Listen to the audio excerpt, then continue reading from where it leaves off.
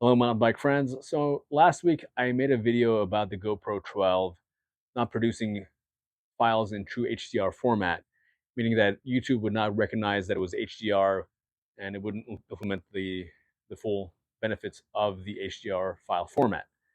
Now I stand behind that video.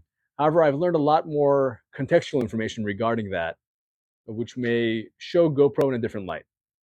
So some of the viewers last week told me that you can take 10-bit video from the GoPro, which the GoPro 10, 11, and 12 can produce, and convert that to the HDR format using programs like DaVinci, the full version. And so I was really curious about that. I went ahead and bought the GoPro 12 and I tried it out. And the footage of riding looked amazing. It was the best mountain bike footage I've seen in terms of color vibrancy, brightness, crispness, and so forth. And I was so excited. I was like, wow, this could really up my game in terms of my YouTube channel. And so I uploaded it to YouTube, waited a really long time for it to process, and the quality was horrible. It was so bad. I just couldn't believe that the compression algorithm would destroy the video so badly. So, and I've played around with using flat colors. That seems to help it a little bit. Still, it's not ideal.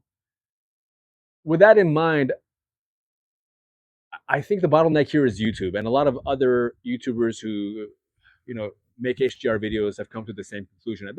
At this point in time, YouTube is not being friendly to HDR file formats. They're for whatever reason, and so I think GoPro, their implementation of HDR is probably the best that could be done with the circumstances.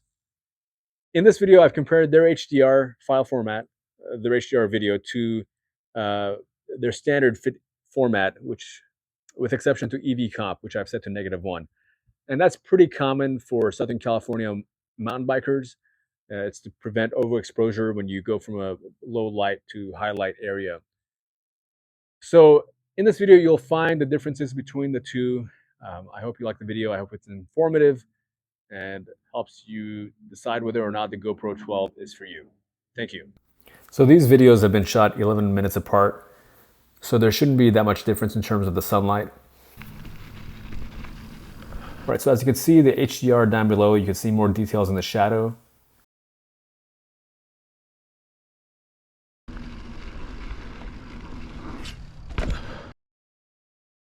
Again, you can see more detail in the shadow in the HDR video below.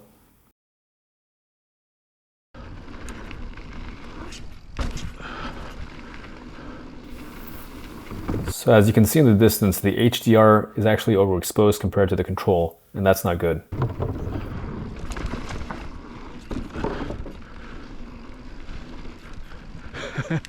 Not yet, I guess.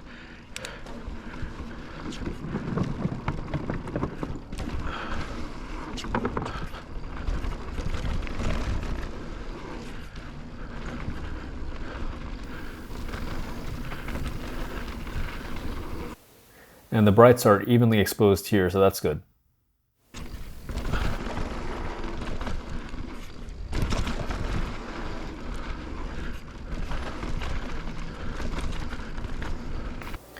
The HDR video seems to have a little bit more detail in the bright areas, but not much.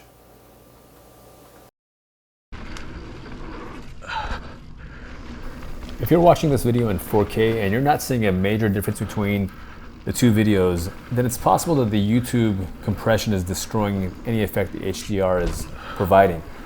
And if that's the case, then I would say the HDR is pretty worthless.